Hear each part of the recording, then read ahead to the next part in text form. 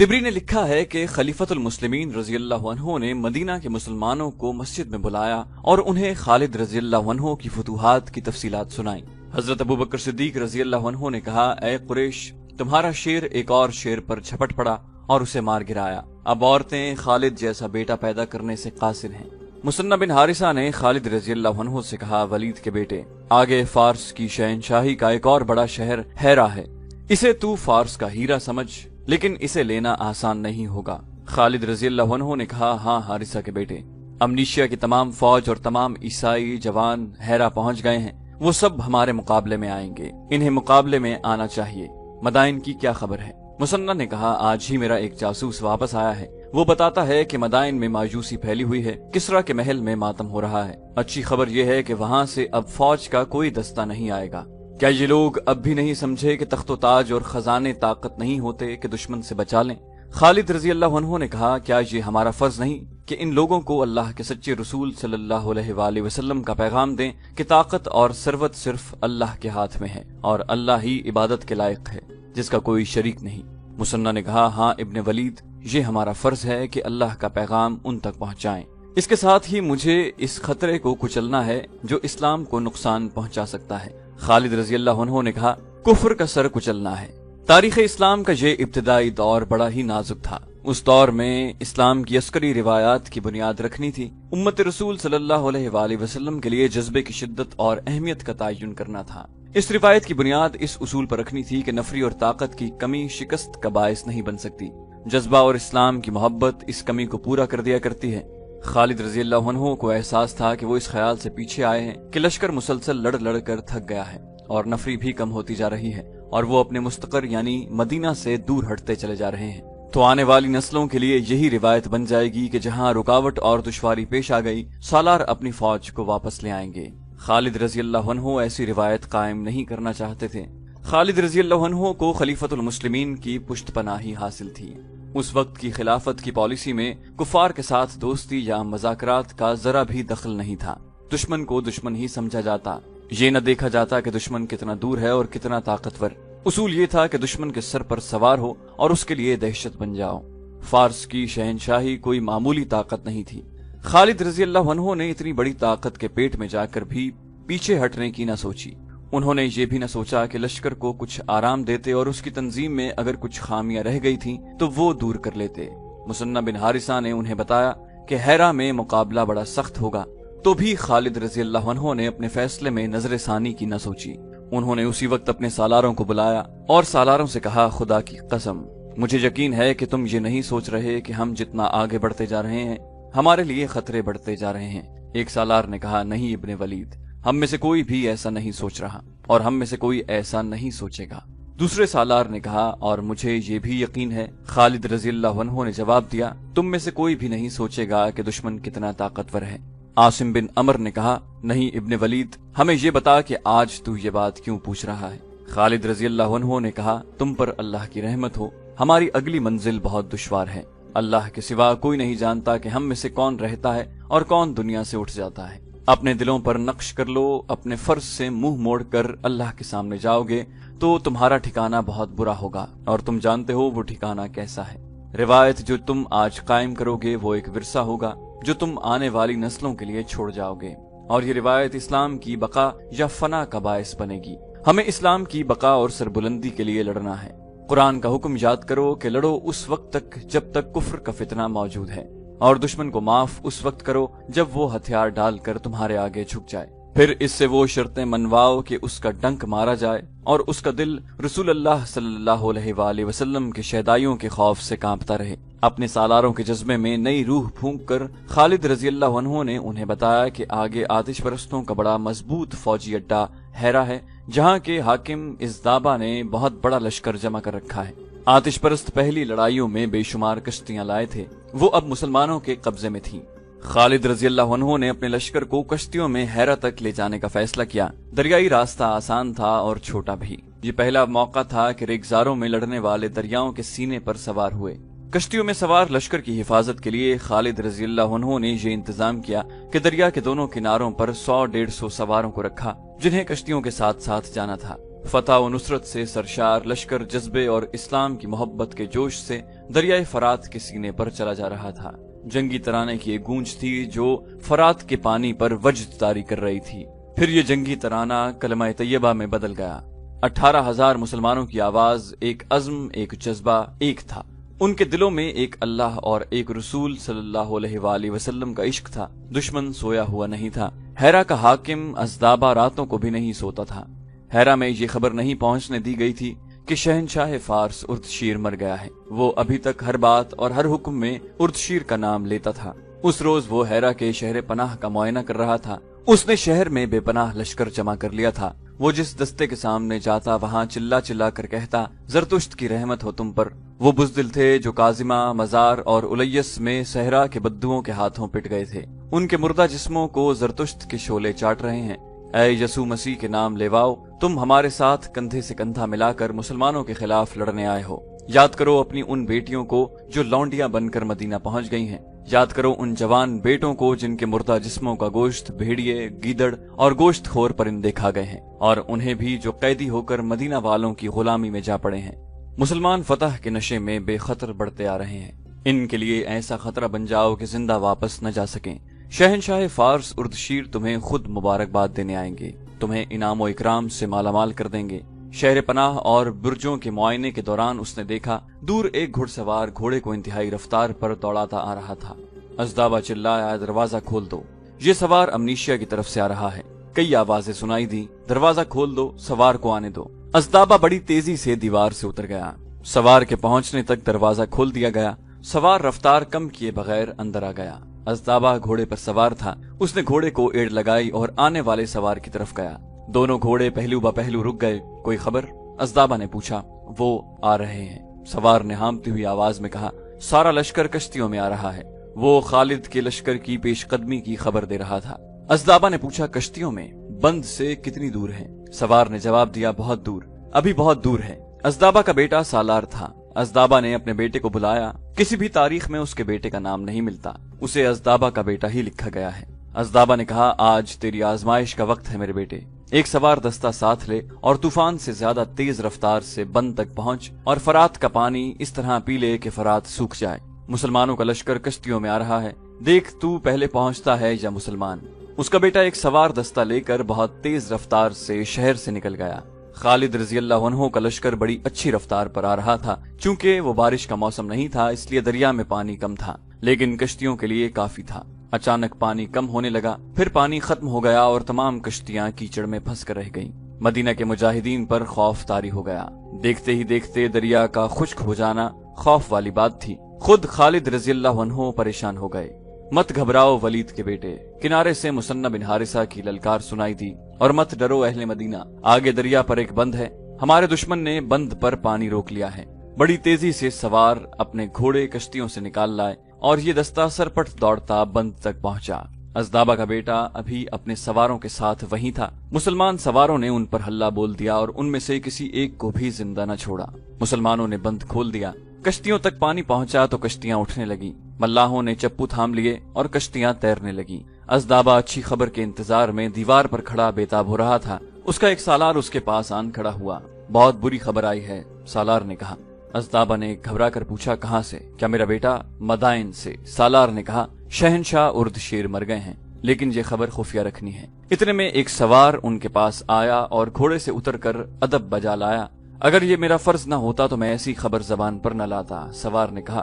ازدابا نے کہا، میں سن چکا ہوں، کسرا اردشیر۔ سوار نے کہا، نہیں، آپ کا بیٹا بند پر مارا گیا ہے، اس کے تمام سواروں کو مسلمانوں نے کاٹ ڈالا ہے۔ ازدابا کے منہ سے نکلا، میرا بیٹا، اور اس کا رنگ لاش کی طرح سفید ہو گیا۔ ازدابا پر مایوسی، غم و رنج و ملال کے ساتھ دہشت بھی طاری ہو گئی تھی، جیسے آسمان پھٹ گیا ہو اور اس کے پاؤں کے نیچے سے زمین نکل گئی ہو۔ وہ جھکا جھکا سا دیوار پر چل پڑا۔ اس کے قدم ڈگمگا رہے تھے۔ اس کے دو محافظ اس کے ساتھ ہو گئے۔ اس نے یاس اور نا امیدی کے عالم میں دائیں اور بائیں دیکھا اور رک گیا۔ دو محافظوں کو اپنے پہلوؤں میں دیکھ کر اس کا چہرہ خوشمگی ہو گیا۔ میں تمہارے سہارے کے بغیر چل سکتا ہوں، اس نے محافظوں سے کہا، میرے برابر آنے کی جرت نہ کرو۔ محافظ کئی قدم پیچھے ہٹ گئے۔ अज़दाबा ने अपने झुके हुए सर को ऊपर उठाया और सीधा होकर चलने लगा, लेकिन उसके कंधे अपने ही आप सिकुड़ गए और आगे को झुक गए, जैसे उस पर ऐसा बोझ आन पड़ा हो जो उसकी बर्दाश्त से बाहर हो। बोझ तो उस पर आ ही पड़ा था। ये जिम्मेदारियों का बोझ था। हैरा उसकी जिम्मेदारी में था। जहां उसका बेटा उसका दस्तेराज था, वो भी न रहा। वो खुद उर्दशीर का दस्तेराज था, लेकिन उर्दशीर के बगैर वो कुछ भी नहीं था। उर्दशीर ने उसे बड़ी हैसियत दे रखी थी। वो हैरा जैसे शहर और उसके मज़ाफाती इलाके का हाकिम था और बहुत हद तक खुद मुख्तार हाकिम था। वो किसरा उर्दशीर मर गया था जिसने उसे इतनी ज्यादा खुद मुख्तारी दे रखी थी। फारस की शहनशाही के तख्त पर बैठने वाले नए शहनशाह से अज़दाबा इतनी मुरव्वत और रुतबे की तवक्को नहीं कर सकता था। मदीना के मुजाहिदीन ने सही मानों में उसके पांव के नीचे से जमीन खींच ली थी। मगर क्यों? उसके एक सालार ने उसे उस वक्त कहा जब वो अपने शीश महल के एक कमरे में पहुंच चुका था। सालार ने उसे कहा, मालूम होता है आपने लड़ने से पहले ही शिकस्त तस्लीम कर ली है। क्या आप अपने बेटे का खून मदीना के बद्दुओं को बख्श देंगे? उसके मरने वाले बेटे की मां ने गजबनाक लहजे में कहा, मुझे सोचने दो। अज़दाबा गरजा, मगर उसकी गरज कांप रही थी। उसने कहा, क्या तुम लोग ये समझ रहे हो कि मैं मुसलमानों के आगे हथियार डाल रहा हूँ? क्या तुमने सुना नहीं? उसकी आवाज दब गई। बोझल आवाज में बोला, शहनशाह उर्दशीर मर गया है। कमरे में सन्नाटा तारी हो गया। शहनशाह मर गया है? अज़दाबा की बीवी ने यूं कहा जैसे वो सिसकियां ले रही हो। उर्दशीर मर गया है। उसने अज़दाबा की तरफ देखा और बुलंद आवाज से बोली, ज़रतुश्त हमें अपनी तौहीन की सजा दे रहे हैं। हमें अब इस आग में जलना है जिसकी हम पूजा करते हैं। आप ज़रतुश्त की कुर्बानगाह पर अपने लहू का, अपनी जान का नजराना पेश कर सकते हैं। किसी मुसलमान को यहाँ से जिंदा न जाने दें।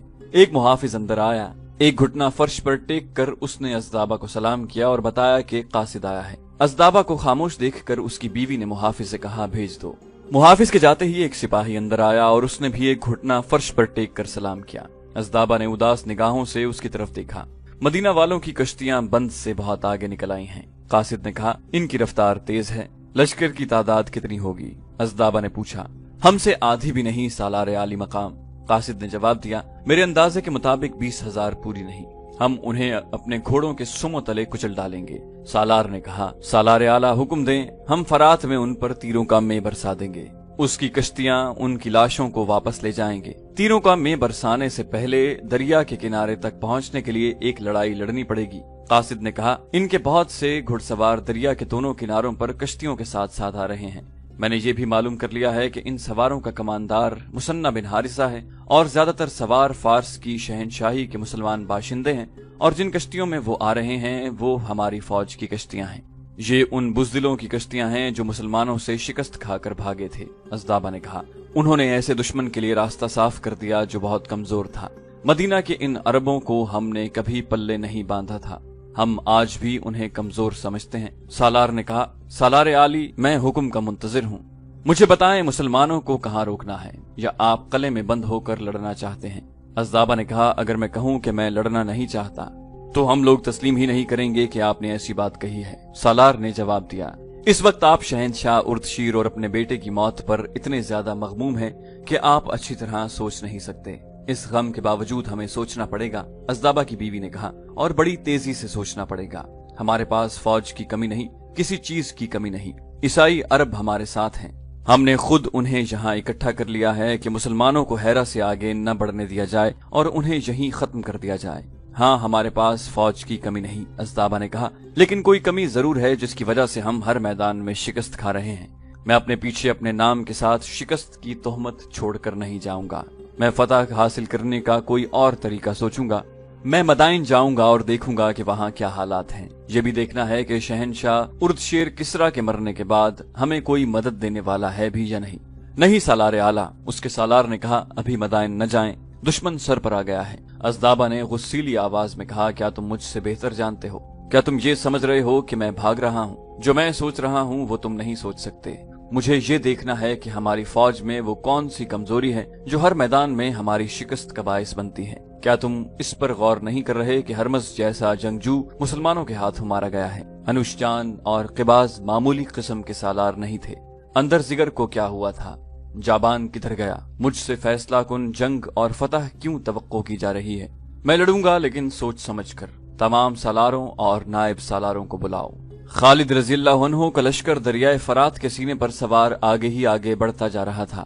گھڑ سوار دریا کے دونوں جانب پھیلے ہوئے ساتھ ساتھ جا رہے تھے۔ ہر لمحہ توقع تھی کہ ہیرا کی فوج کسی مقام پر حملہ کرے گی، لیکن اس فوج کا دور دور تک کوئی نشان نہیں تھا۔ مثنہ بن حارثہ کے گھڑ سوار کناروں سے ہٹ کر دور تک چلے جاتے اور دشمن کا کھوج ڈھونڈنے کی کوشش کرتے تھے۔ خالد رضی اللہ عنہ کو معلوم تھا کہ ہیرا کی جنگ بڑی خونریز ہوگی۔ مثنہ بن حارثہ نے معلوم کر لیا تھا کہ ازدابہ نے ہیرا میں بہت بڑا لشکر جمع کر رکھا ہے۔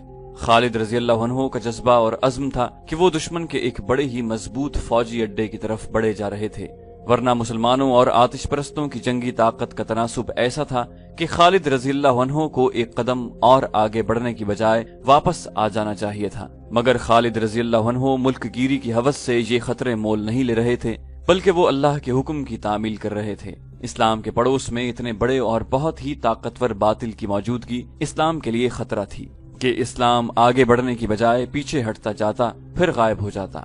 خالد رضی اللہ عنہ کو دریا کے کنارے سے مثنہ بن حارثہ کی پکار سنائی دی، ابن ولید منزل قریب آ گئی ہے۔ خالد رضی اللہ عنہ نے اپنے کشتی رانوں سے کہا کہ کشتی کنارے کے ساتھ لے جائیں اور انہیں اتار کر کشتی آگے لے جائیں۔ مثنہ اس علاقے سے واقف تھا، پھر بھی اس نے اس علاقے کے 2 آدمیوں کو پکڑ کر کچھ انعام دیا اور رہنمائی کے لیے اپنے ساتھ رکھ لیا۔ خالد رضی اللہ عنہ جب کنارے پر اترے تو مثنہ نے اپنے ایک سوار سے کہا کہ وہ گھوڑا خالد رضی اللہ عنہ کو دے دے۔ خالد رضی اللہ عنہ اس گھوڑے پر سوار ہو گئے۔ مثنہ اور خالد رضی اللہ عنہ کے گھوڑے پہلو بپہلو جا رہے تھے اور مثنہ کی نظریں خالد رضی اللہ عنہ کے چہرے پر جمی ہوئی تھیں۔ خالد رضی اللہ عنہ ادھر ادھر دیکھ رہے تھے۔ ان کی نظریں جب مثنہ بن حارثہ پر آئیں تو بھی مثنہ کی نظریں ان کے چہرے پر جمی ہوئی تھیں۔ خالد رضی اللہ عنہ نے مسکراتے ہوئے پوچھا، کیوں ابن حارثہ، کیا تو مجھے پہچاننے کی کوشش کر رہا ہے؟ مثنہ نے سنجیدہ اور ٹھہرے ٹھہرے لہجے میں کہا، ہاں ولید کے بیٹے، میں تجھے پہچاننے کی کوشش کر رہا ہوں۔ تو مجھے انسان نہیں لگتا، تیرے چہرے پر کچھ گھبراہٹ اور پریشانی ہونی چاہیے تھی۔ خالد رضی اللہ عنہ نے کہا، میں اندر ہی اندر پریشان ہوں اور میرے دل پر گھبراہٹ بھی ہے۔ یہ اس لیے کہ میں انسان ہوں، لیکن میں پریشانی اور گھبراہٹ کو چہرے پر نہیں آنے دوں گا۔ مثنہ نے کہا، یہ چہرہ ایک لشکر کا چہرہ ہے، یہ چہرہ اسلام کا چہرہ ہے۔ میں سمجھتا ہوں ابن ولید، سالار اعلیٰ کا چہرہ اتر جائے تو پورے لشکر کا چہرہ اور ساری قوم کا چہرہ اتر جاتا ہے۔ مجھے یہ بتا ابن حارثہ، خالد رضی اللہ عنہ نے پوچھا، تو نے یہ باتیں کیوں کی ہیں؟ کیا تو مجھے پریشانی اور گھبراہٹ میں دیکھنا چاہتا ہے؟